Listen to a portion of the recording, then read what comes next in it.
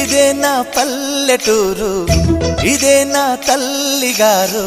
మా ఊరి పాడి పంట రాములోరి దీవెనంట. తల్లి గోదావరి నీళ్ళు కడిగే సీతమ్మ పాదాలు.